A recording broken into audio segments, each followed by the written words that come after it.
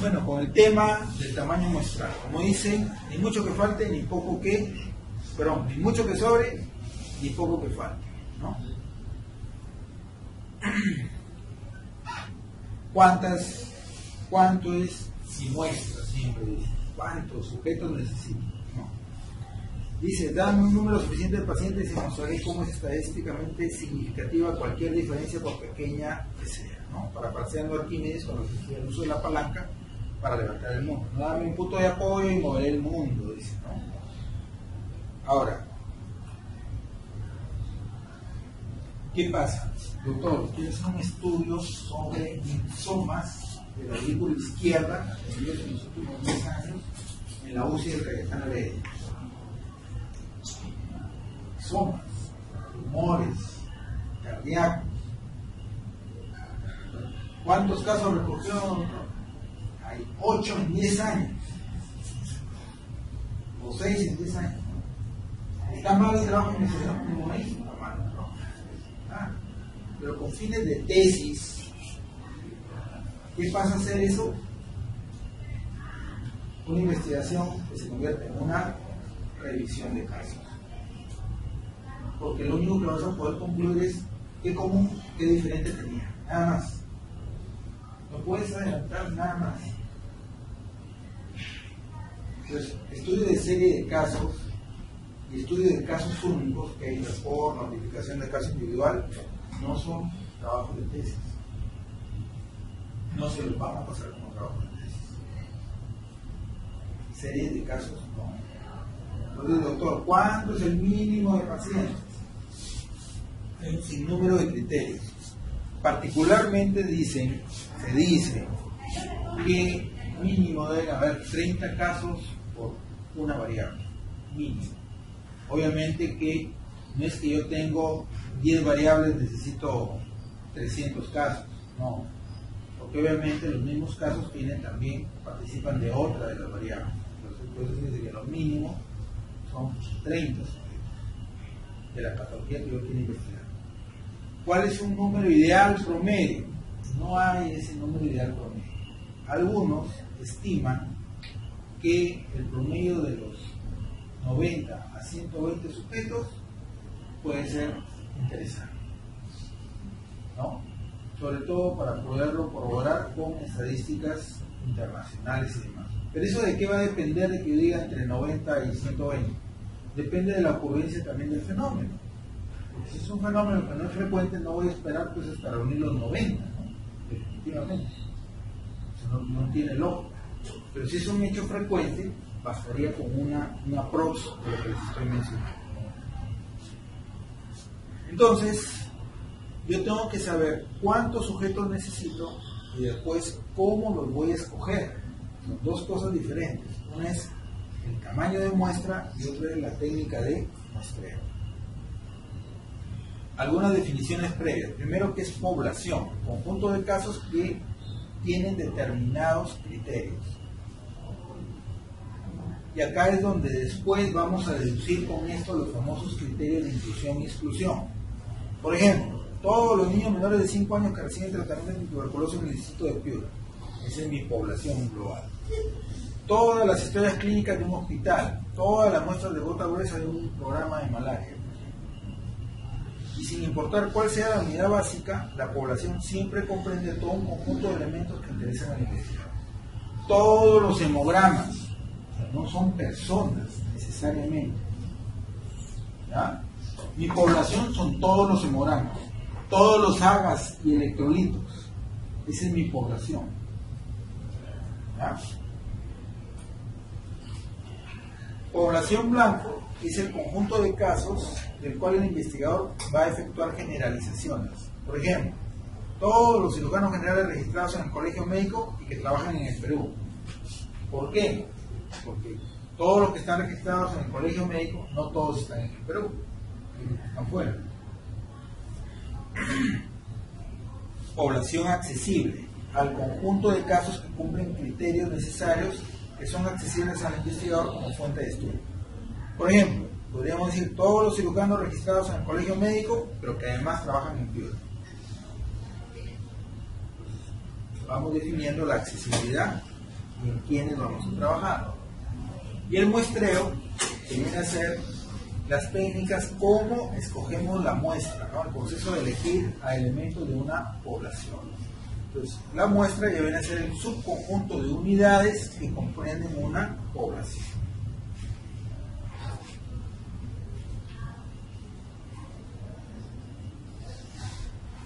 ¿No? Y ahí tenemos la muestra. El elemento ya viene a ser la unidad más fundamental acerca de la cual obtenemos la información, ¿no? Por ejemplo, ¿cuál va a ser mi elemento? El elemento puede ser, desde el punto de vista de medicina familiar, el núcleo familiar o la familia, por ejemplo, ¿no? Y la unidad de análisis es la unidad para la cual deseamos obtener información estadística y también lo denominamos elemento de la población. Si mi unidad, mi elemento es la familia y de toda la familia yo obtengo información, a eso le llamamos unidad de análisis. Si yo digo que es el paciente con tuberculosis, perfecto. Mi elemento va a ser el paciente que tiene diagnosticada, demostrada enfermedad tuberculosis. Mi unidad de análisis va a ser de donde yo voy a obtener información estadística, aquel paciente que tiene tuberculosis, que esté en tratamiento y que sí tenemos acceso a su información completa. Porque probablemente habrá unos que no tengamos la información completa. Si yo tengo la información completa, le hicieron BK, cultivo, seguimiento, etcétera, etcétera, cumplió con todo, yo tengo toda la data. Entonces, ahí tenemos, yo puedo tener una unidad de muestreo que puede ser una manzana, mi unidad elemental que puede ser una persona, y la unidad reportante que es solamente el que da el dato. Entonces, cuando a veces llego y hago una encuesta familiar para hacer el hablo con toditos, generalmente hablamos con el jefe de familia y por último, si no está el jefe de familia, con la ama de casa o la responsable en ese momento de la familia, ¿no? Esa se convierte en unidad reportante. Entonces, la unidad de muestreo es la unidad del marco de muestreo que generalmente es igual a la unidad de análisis. Ahora, marco de muestreo. El marco de muestreo es la relación completa de las unidades de muestreo.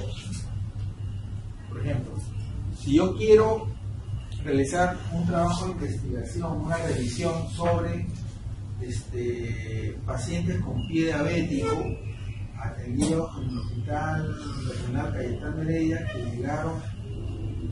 que no llegaron a amputarse, para hacerlo más difícil, porque se llevan son malos que se amputan de los que no son bien, así de Contreras, que no llegaron a amputarse.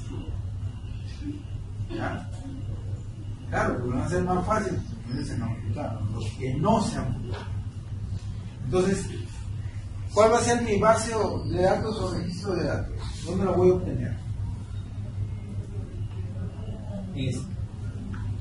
Fuente sería mi libro de ingresos y egresos en el servicio. La estadística que tiene el servicio de epidemiología y estadística del hospital, donde van todos los diagnósticos con una historia clínica, porque probablemente no todos los pacientes estuvieron en medicina. Por ejemplo, hubieron algunos que se jugaron a traumato y se arrepintieron de amputarlo y le dieron de alta. Entonces, yo tengo que buscar, ¿no?, en registros, ya sea digitales, numéricos, etcétera, ¿no? Y lo otro también, cuando a veces tengo que mapear, ¿no?, si es que yo hago estudios territoriales, ¿no? Por ejemplo, en el caso de medicina familiar, tienen que hacer un estudio en jurisdicciones, caseríos, localidades, qué sé yo.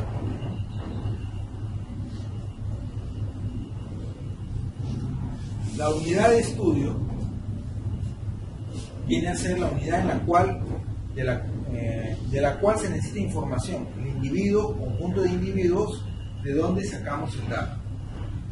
O sea, no necesariamente puede ser una sola persona. O sea, si yo hablo de familia, es un grupo de personas y voy a comparar familias. O si hablo de sujetos, si son casos, ¿no? Por ejemplo, pacientes con vida diabética, ¿no? Entonces, la unidad de estudio corresponde a la entidad que va a ser objeto de la medición y se refiere al qué o quién es el sujeto de interés en una investigación. Los hemogramas, los agas y electrolitos de los pacientes con EPOC. No son los pacientes con EPOC. Lo que me interesa son los agas. O sea, mi población ya no pasan a ser los pacientes sino los agas. Eso hay que tenerlo claro. ¿Cuál es mi población? O sea, ¿qué es lo que dónde voy a trabajar? Es posible que la obtención de información pueda requerir o recurrir a pasos intermedios. Sí, quiero ver cómo estuvo su PAGI de los pacientes, PAGI en pacientes con EPOC. ¿En quién obtuve el AGA? En el que tiene EPOC. Pero en el AGA no viene calculado el PAGI. ¿O sí viene calculado? No viene. Matemáticamente tiene que haber un procedimiento previo para yo obtener ese dato. ¿No?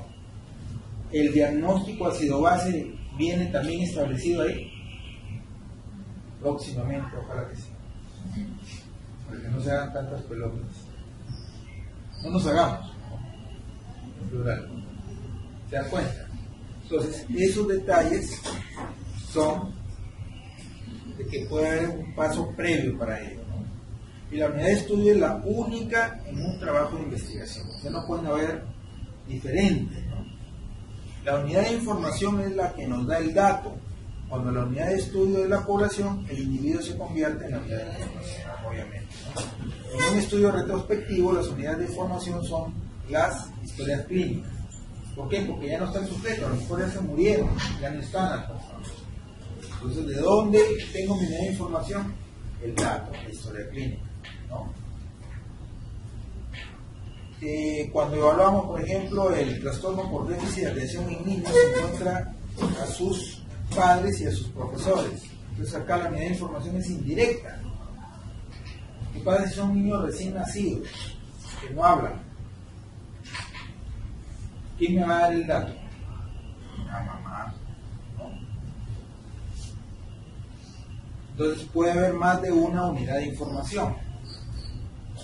La unidad de observación es la unidad dimensional para evaluar la variable de estudio. En un estudio, por ejemplo, de nivel socioeconómico, las unidades de observación son las condiciones físicas de vivienda, los movimientos financieros, el ingreso económico, egreso económico. En un centro hospitalario, los atendidos son las unidades de estudio, pero las atenciones son las unidades de observación, ¿no? Para definir la variable de estudio. ¿Cuál es la diferencia entre atendidos y atenciones? Vieras.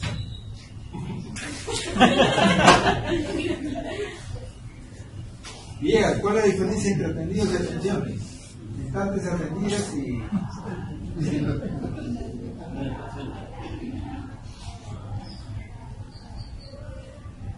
Eso es todo lugar.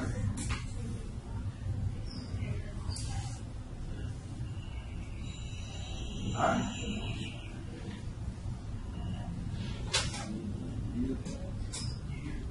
¿Es lo mismo? El mayor va a ser el número de atenciones que el número de atendidas. Un paciente puede tener desde 2, 3 atenciones. Claro. Miren, a ver, los de salud. ¿Por qué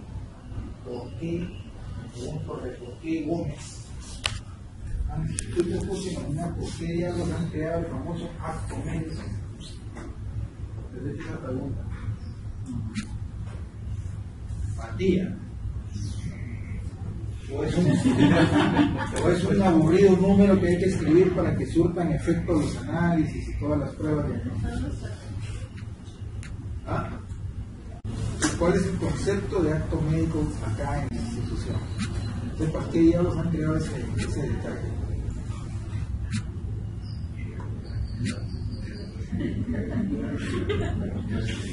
Miren, en el MINSA llega un paciente, se atiende, ¿ok? Entonces, ese paciente, la primera vez que toma contacto con el establecimiento se dice que es nuevo. Si ya con el servicio, también nuevo. Si vuelve varias veces, ya es repetido. Entonces, la primera vez que tuvo contacto genera y pasa a ser un atendido. Pero también ya le generó paralelamente su primera atención. Si vuelve a venir, ese paciente es un atendido con 2 atenciones. ¿Correcto? Así sucesivamente. Pero en el seguro, ¿cómo hay mandía? ¿Qué más está acá? El DIMA es el acto médico, el de ¿Cómo? Pero no sé. Por ejemplo, el doctor Gómez recibe una gestante complicada, una placenta previa, no sé cuánto. Llega a la emergencia, está el documento de identidad, número de historia clínica y sale el bendito número del acto médico. Él agarra el acto médico para todo, le pide los análisis prequirúrgicos, no sé cuánto, la programan, la operan, sale, pasa al piso y seguimos usando. El acto médico cambió, sigue siendo el mismo, hasta que se vaya. Pero cuando viene a su consulta de control, sigue el mismo acto médico o ya es otro. Entonces, ¿qué pasa?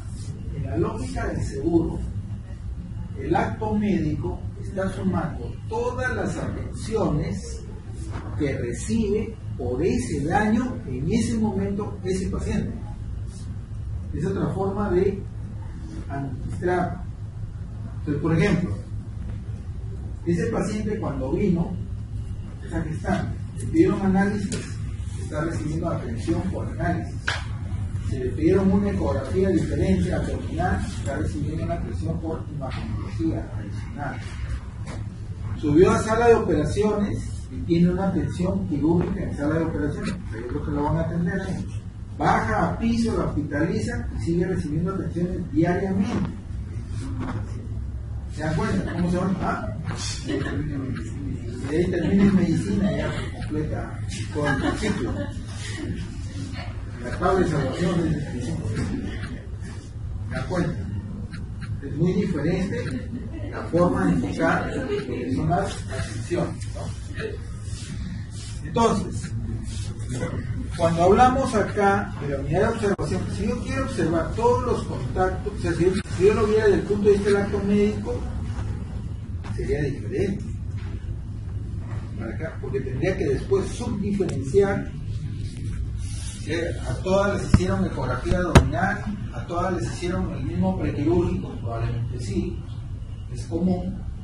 Todas las operaron, perfecto. Todas pasaron a hospitalización y recibieron medicación correctamente. Pero si a una le hicieron interconsulta porque era hipertiroidea, se sale del sistema. No todas tienen interconsulta. Bueno, entonces, el concepto de atendidos, atenciones, va en función a cómo estamos dimensionando la secuencia, cómo ese paciente empieza a recibir contactos con un servicio, primariamente, repetidamente, variadamente. Según eso, vamos a decir que tiene atendido, es una atendida y es una atención. Porque, por ejemplo, para nosotros, si lo viéramos en ¿qué pasa? Esa paciente cuando llegó al servicio de imagenología, es la primera vez que le hacen una ecografía para ese servicio, ¿es una atendida o una atención? Va a ser una atendida.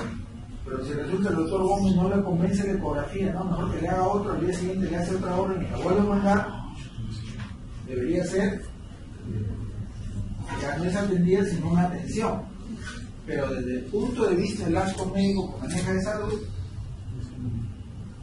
no lo contabiliza así y se dan cuenta. ¿Ya? Es un poco para que tengan más o menos alguna idea sobre este tema. Entonces, los atendidos son las unidades de estudio y las atenciones son las unidades de observación. Y hay que obviamente definir las variables, ¿no? La unidad de análisis está definida por el investigador para realizar las mediciones. O sea, en primer lugar, tiene que ser susceptible de ser medible, ya sea directa o indirectamente. Bueno, si queremos conocer el nivel de glucosa en plasma, 5 cc de sangre van a ser suficientes para saber. Se puede requerir más de una unidad de análisis de una misma unidad de estudio, o sea, tengo que sacarle un litro para saber cuánto tiene de glucosa en sangre. Bastará con 5 cc. Si hago una prueba más cualitativa, bastará con una gota, no necesitaría tanto. Entonces, una unidad de estudio puede ser una o más unidades de análisis. Y si el estudio es sobre piezas dentarias, por ejemplo, un individuo tendrá más de una unidad de análisis, es que obviamente voy a examinar todas las piezas dentarias.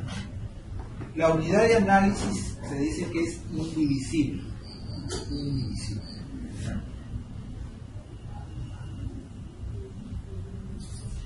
La unidad de muestreo es la unidad que ya sometemos al proceso de la teorización, es decir, la unidad que yo voy a sortear de todo el universo, la que es susceptible de que yo pueda tomar. Esa se llama unidad de muestreo. Hay varios tipos de muestreo, ¿no? Muestreo por conglomerados o clústeres son grupos de unidades de estudio quienes entran al sorteo. En un estudio sobre una relación, por ejemplo, médico-paciente, son los médicos las unidades de muestreo, y en la encuesta de preferencias las unidades de muestreo son, por ejemplo, los hogares, ¿no? Entonces, si yo estableciera, por ejemplo, estudio por conglomerados, complicaciones de pacientes entre los servicios de cirugía, ginecología, pediatría y medicina interna, yo quiero hacer un estudio para ver cuál es el sexo que más presenta complicaciones, los varones o las mujeres, el sexo débil, ¿ah? Entonces, o lo junto todos o hago un estudio por conglomerados, todos los pacientes quirúrgicos, todos los pacientes de medicina y todos los pacientes de pediatría. Pero en gineco habría un cero, porque no hay varones ahí. ¿Se dan cuenta? Ahí se distorsiona. Entonces, ese conglomerado es distorsionante. ¿Por qué? Porque son solamente enfermedades inherentes a la mujer. No podría considerarlo.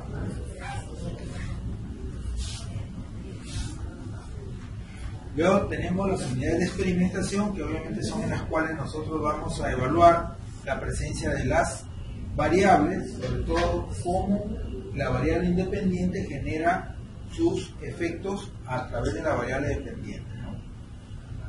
Por ejemplo, una biometría se somete a un individuo a estímulos específicos de diferente intensidad y frecuencia, y un estímulo puede modificar irreversiblemente a la unidad de estudio, teniendo en cuenta una sola oportunidad de uso. Cada medición sobre la unidad de experimentación obviamente es distinta. O sea, cada medida que le hacemos a cada sujeto puede coincidir la numeración, el valor, el grado, pero nunca va a ser, siempre va a ser particular a ese sujeto, ¿no? A eso no lo.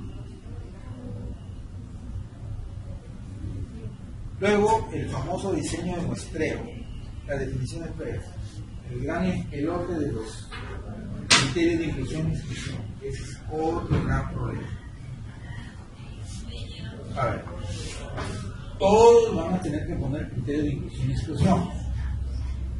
Ya les he repetido una y 500 veces que todo se coloca de preferencia en positivo. ¿Ya?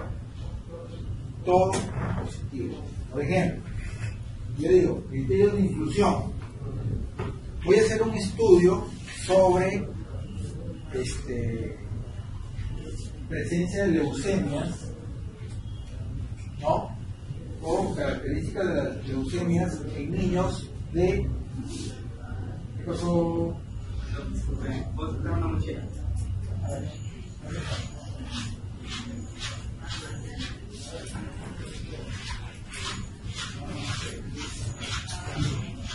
voy a hacer un estudio sobre, por ejemplo, ¿no? Quiero ver las características de investigación de la leucemia en niños de 5 a 10 años de edad, atendidos en el Hospital Regional Cayetano Heredia en el periodo 2015-2017. Entonces yo digo, criterio de inclusión, todos los niños de 5 a 10 años con diagnóstico hematológico de leucemia, ¿no? Atendidos entre el 2015 y el 2016. Correcto.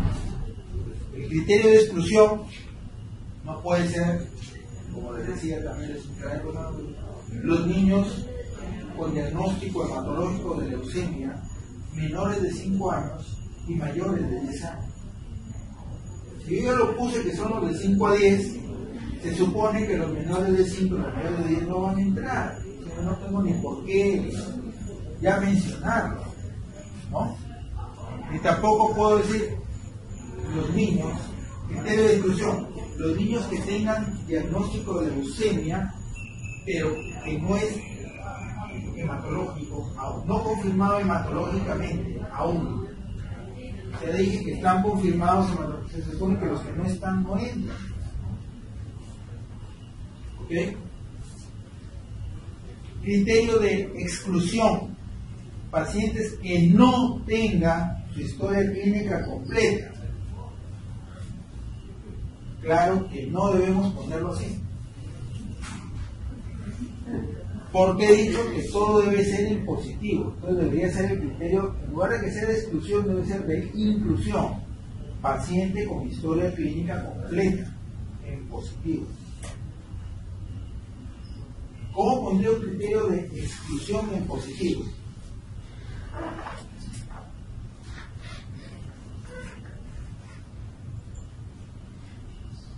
Pacientes que hayan recibido transfusión sanguínea en los últimos 30 días, por ejemplo, lo pongo en positivo.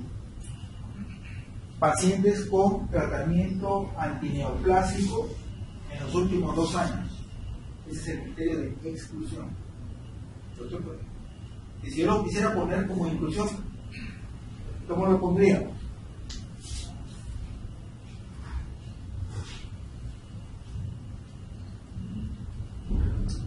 Pacientes que no tengan.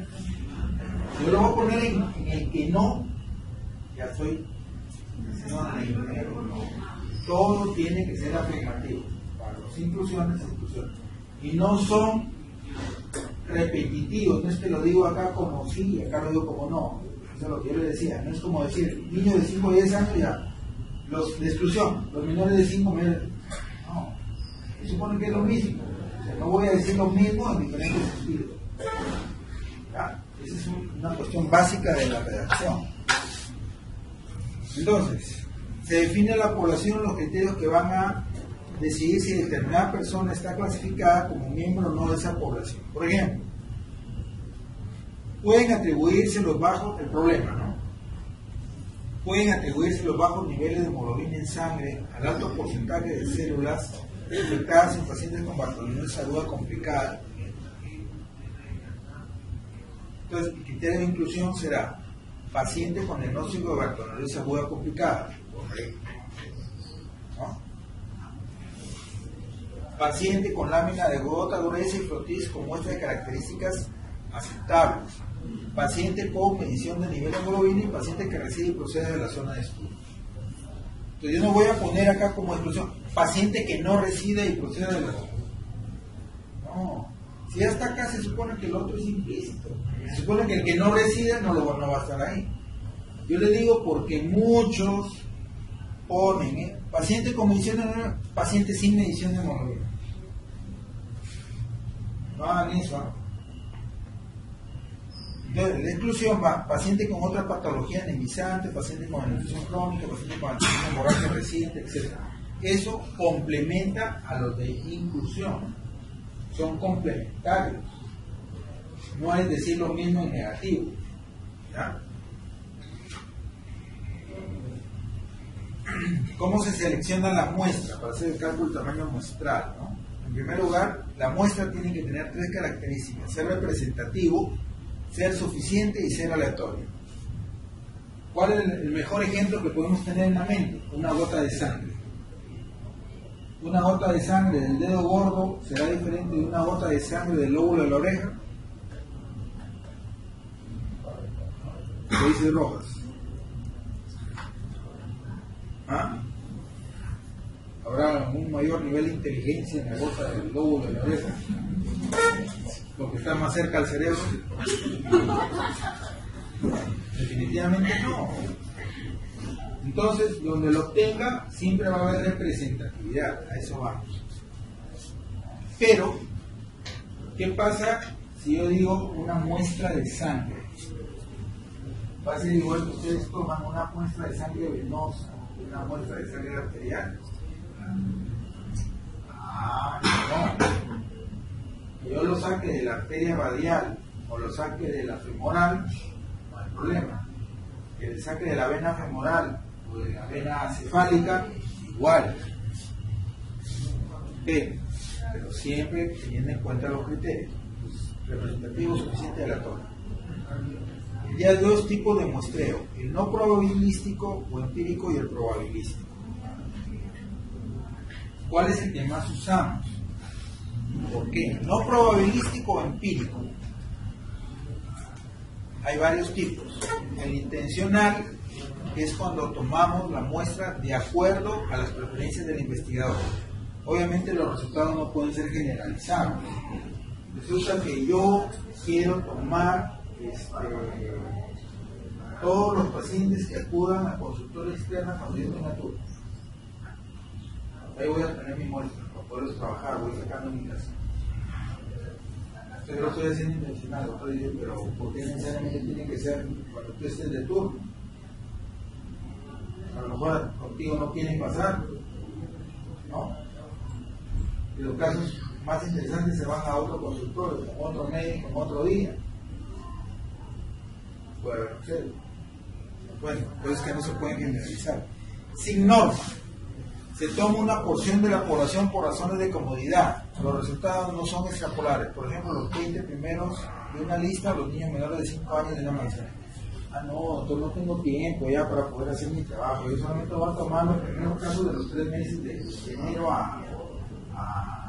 por los primeros 4 meses, de enero a abril, yo trabajo en mayo y en junio tengo mi lista. Perfecto. Es un trabajo sin norma. Accidental. El grupo está compuesto por un conjunto de sujetos acumulados durante mucho tiempo. Por ejemplo, casos de artritis reumatoide juvenil. Imagínate que la artritis reumatoide juvenil es rara, pues, ¿no? Imagínate que todavía quieres juntarlos a todos para de ahí sacarlos a la sala. Te quedas sin sujetos. ¿Te das cuenta? Es el accidental. El de voluntarios es por sujetos voluntarios que se someten a la investigación y participan hasta el final, ¿no? Los pacientes con SIDA gástrico que se someten a un tratamiento experimental con nuevas drogas, ¿no? O sea, ¿quiénes quieren participar de un tratamiento para probar una nueva vitamina que está... Para ellos trabajan. Ese es de voluntarios. Y hay el otro que es por cuotas, ¿no? Se asegura un determinado número de unidades de muestra procedentes de diversas categorías y características específicas, de modo que todos están representados. Por ejemplo, en un estudio de planificación familiar se sospecha que la creencia religiosa puede tener una influencia importante en las actitudes de las usuarias de un programa, ¿no? Entonces, para evitar el sesgo, el investigador decide colocar 60 pacientes de cada grupo religioso. Pero imagínense, ya estamos en Piura, ¿no? Ahorita hay un montón de sectas. Pero ¿cuál es el que más abunda? Los cristianos. Tú pones 60 cristianos, 60 testigos de Jehová, 60 sabatistas, 60 de los de Iglesia de Jesucristo de los Santos de los Últimos Días y 60 de la Nueva Luz de Dios. Y se conocen. ¿Será equitativo? No, ya están, todos están representados. 60 de cada uno para que no se peleen. Pero no es igual. No es igual. Es igual como quieras comparar Perú con Brasil, China vamos a hacer un estudio entre Perú, Brasil y China, ya 100 chinos, 100 peruanos y 100 brasileños. ¿Podrá ser equitativo? ¿No? Ellos tienen como más de 1.000 millones de habitantes. Difícil, ¿no? A eso vamos. Entonces, esos son los no probabilísticos. Y luego vienen los probabilísticos, que ya son para estudios donde utilizamos, obviamente, para mejorar lo que viene a ser la validez interna y externa, sobre todo la validez interna. Entonces, el primero es aleatorio simple, poblaciones homogéneas pequeñas, en la cual todos los elementos tienen la misma probabilidad de ser elegidos. Y utilizamos los números, o las tablas de números aleatorios, ¿no? ¿Cómo se hace? Se hace una lista numérica, se decide el tamaño de la muestra y se selecciona el número de unidades que van a ser seleccionadas, y por un sistema de lotería se escoge. ¿Qué quiere decir?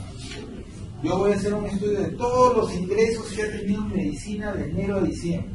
Perfecto. Los listo toditos, les asigno un número a cada uno. Puedo ordenarlos por orden alfabético, como les dé la gana, pero a cada uno le asignan un número. Y luego lo someten a sorteo. El Excel tiene tabla de números aleatorios, por lo contrario, como si fuera rifa, le colocan del 1 al número de pacientes que hay, lo meten en un mapa y lo empiezan a sacar. El caso 7, el caso 23, el 104, el 410, el 12, el 22, el 90. ¿Cuánto era mi muestra? Era 60. ¿Ya saben unos 60? Ahí para la suma. Busco a esos y esa es mi muestra. ¿Okay? Ese es el aleatorio simple. Algunos consideran que, por ejemplo, dicen, no, yo voy a hacerlo en el consultorio. Total, si están llegando a la sala, total, todos no pensaban ir ese día al consultorio. Entonces están al azar llegando, no están llegando, no es aleatorio eso, ni es aleatorio los pacientes que vengan a la emergencia, por si acaso. ¿Ya? El otro es el muestreo sistemático, poblaciones homogéneas, grandes, en las cuales también tenemos que seleccionar un número grande de sujetos, entonces podemos utilizar una tabla de números aleatorios también, o en todo caso establecer un muestreo sistemático, contar de 5 en 5 los casos. Entonces primero tenemos que calcular el intervalo, ¿no? El intervalo de la muestra para hacer la selección, y ese intervalo dividimos el tamaño de la muestra, el tamaño total de la población entre la muestra que queremos obtener, y eso nos va a dar el tamaño del intervalo. Se selecciona en la tabla de números aleatorios un número y luego empezamos una constante K, ¿no?, que va entre 1 y el número que salió de intervalo, y luego se van seleccionando los elementos, ¿no?, más o menos así. Perdón.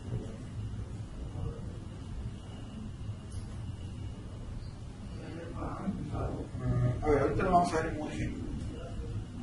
Entonces, este muestreo sistemático puede ser simple o circular. Asigna probabilidades con igual selección, no siempre se necesita el listado de las unidades, no requiere tabla de números aleatorios y es eficiente solamente en poblaciones homogéneas. Y la muestra se distribuye equitativamente, ¿no?, una buena ordenación del marco muestral. Entonces, por ejemplo, ¿no?, yo tengo 270 pacientes que voy a seleccionar, ¿no? Entonces, lo que hago primero es calcular el intervalo. Me ha salido que yo necesito escoger 30 sujetos de los 270. Entonces, lo quiero hacer en un muestreo sistemático. Primero calculo la constante, que es del intervalo, que es 270, sale 9. Luego elegimos un número aleatorio entre el 1 y el 9, al azar, el 5. Entonces, los pacientes son elegidos para la composición. Empezamos desde el número 5, le sumo 9, 14, 9, 23, 9, 32, 9, 45, sucesivamente. Y en base al listado que yo tengo, esos son los que yo voy escogiendo. Es un muestreo aleatorio, sí.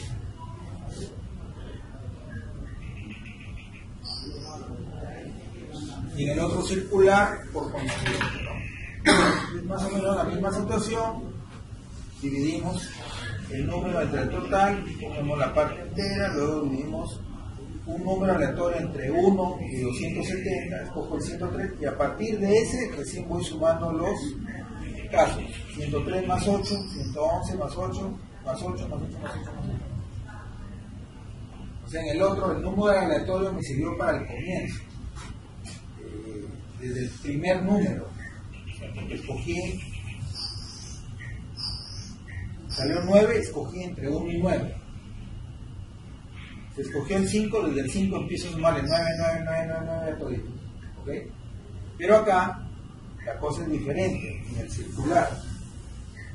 Yo acá no son 30, sino son 32 sujetos. Entonces, como sale un decimal, cojo la parte entera, 8.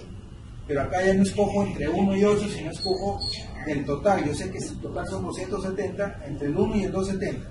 103, y voy avanzando, avanzando, avanzando. Cuando ya se termine, doy la vuelta y nuevamente continúo. Y el otro, el estratificado, ¿no? Es para poblaciones que no son homogéneas, donde ya dividimos por estratos, ¿no? Que no se traslapan, o sea, o estás en un lado o estás en otro lado, pero no puedes estar en los dos sitios, en dos espacios a la vez, ¿no? Y obviamente comprenden a toda la población. Yo, por ejemplo, voy a trabajar con la población, voy a hacer un estudio, ¿no? Y voy a coger el estrato urbano y el estrato rural, pero no va a haber uno que vive en la mitad entre urbano y rural. ¿Estás urbano o eres rural? No puedes estar en los dos sitios. Este muestreo certificado obviamente requiere información auxiliar de una o más variables para estratificar la población. Necesito un plano, necesito un mapa, ¿no? Es eficiente en poblaciones heterogéneas. Reduce el costo de muestreo al reducir los tamaños de muestra sin perder precisión. Y forma parte obviamente de diseño de muestras complejas. Por ejemplo, si hay una heterogeneidad de unidades, yo tengo que estratificarlos. ¿Cómo lo estratificaríamos? ¿Cómo se pide, doctor, usted? ¿Ah? Coronado, la doctora Coronado.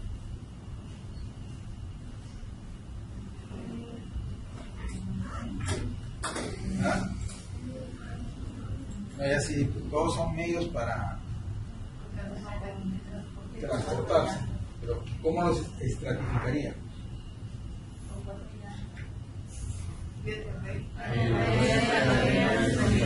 Todas las llantas.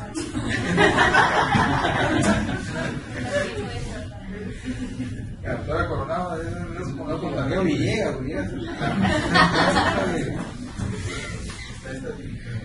Bueno, los aviones tienen llantas, eso por el barco no tiene llantas.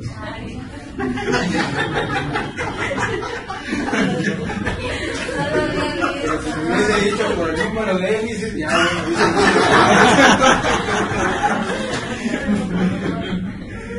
bueno, bueno. Entonces, el muestreo estratificado justamente busca eso, ¿no? Sacar los estratos, ¿no? Los espacios. La suma de los estratos ya nos da toda la población que vamos a estudiar.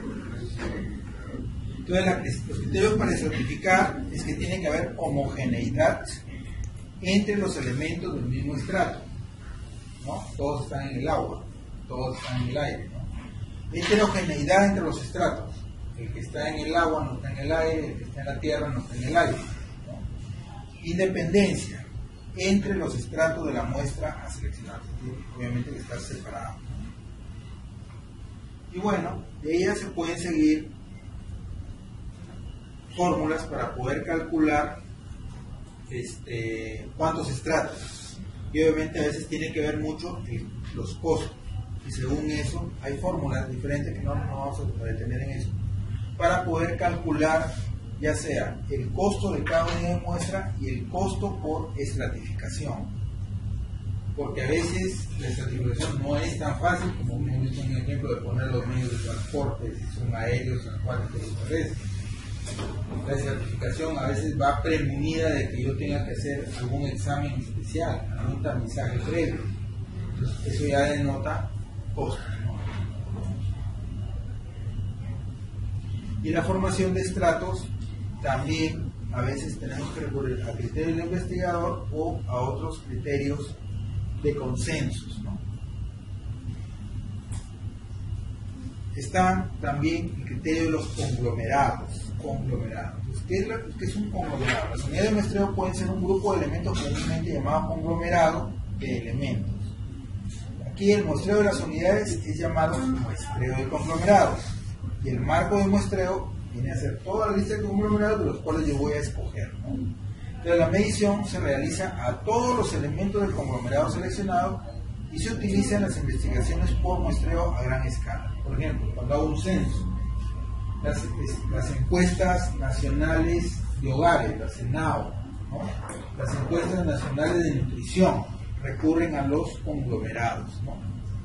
Entonces, ¿cuál es la ventaja? Que reduce el costo del muestreo, no utiliza una lista de elementos, sino obviamente los criterios de selección del conglomerado, y reduce obviamente el tiempo para ejecutar el trabajo del campo, ¿no?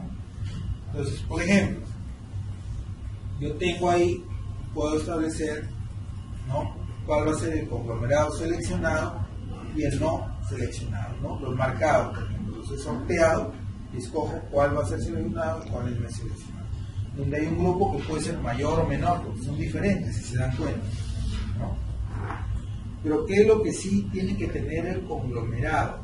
Eso sí es básico. Tiene que haber homogeneidad entre los diferentes conglomerados. O sea, si son familias, la familia tiene que tener papá, mamá, hijos, por decirlo. No puede ser, ¿cómo le llaman? Familias de tipo nido vacío. ¿Pero eso cómo dicen? Cuando ya no están, cuando ya los hijos volaron, ¿no?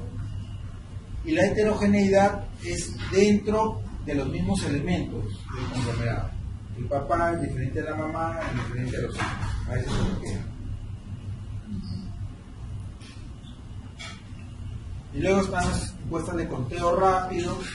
Eso ya más o menos lo saben, el tema de las encuestas a boca de urna, cuando se hacen los resultados flash para las elecciones, ¿no? Donde obviamente se establece una población de electores que están en una votación, el conglomerado viene a ser la mesa de sufragio, el elemento es el elector, la unidad reportante es el acta electoral, que no la tiene, sino que se vuelve a recrear o reproducir cuando le preguntan, ¿usted por quién votó? Por fulano, mengano, marqué así, marqué acá, ¿no? Tiene un margen de error obviamente. Entonces el marco de muestreo viene a ser la lista de mesas de sufragio ordenadas por ubicación geográfica. Entonces se hace un estudio en 2000 mesas a nivel nacional y con eso ya pueden establecer quién es el nuevo presidente, ¿no? Esos son los estudios rápidos a boca de urna. El problema que tienen los muestreos conglomerados es que a veces se espera que los elementos de un mismo conglomerado tengan características similares y a veces no es así. Puede no ser necesario entrevistar a todos los elementos de un mismo conglomerado compacto, y el exceso de información al entrevistar a todos los elementos incrementa el costo. O sea, si yo quiero más información, obviamente va a demandar más tiempo y obviamente más gasto, ¿no? Y después también hay muestreos multietápicos, es decir, por etapas, ¿no? Y el muestreo multietápico es cuando yo tengo grandes poblaciones o grandes jurisdicciones y yo necesito establecer momentos en el muestreo. Entonces, primero hacemos una muestra de conglomerados, luego una submuestra con otro conglomerado seleccionado, ahí sería bietápico. Y cuando la generalización del muestreo es a otras etapas más, ya se dice que es multietápico o polietápico. Las ventajas son las mismas del muestreo de conglomerados, se reduce el costo-tiempo y la muestra se distribuye mejor en el muestreo por conglomerado. Por ejemplo,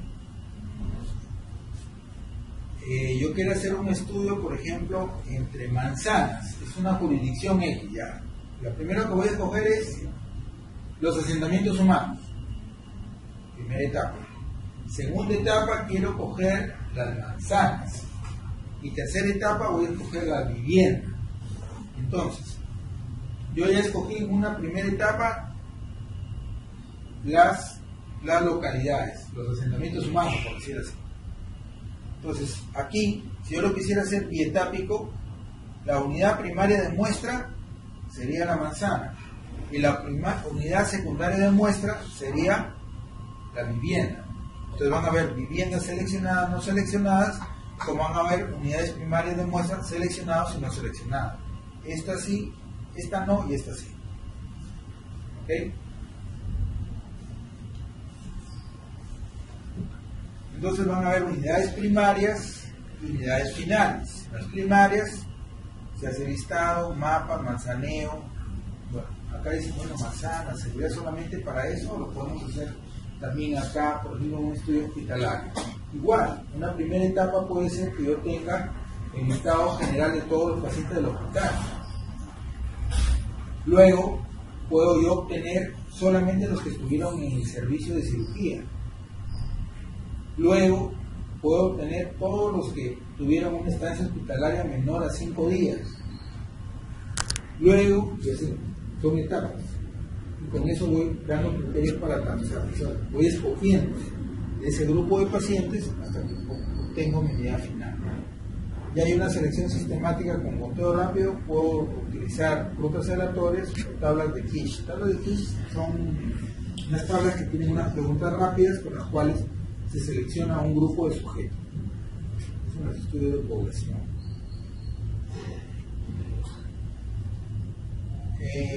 Bueno, esto ya lo hemos mencionado, lo de las manzanas con las viviendas con el ejemplo gráfico. Cómo podemos calcular muestras para estudios cualitativos, no es para cuantitativos sino cualitativos, de acuerdo al margen de error, de acuerdo a la proporción que yo quiero conseguir. Imagínense, si yo quiero un margen de error mínimo, voy a tener mucha muestra.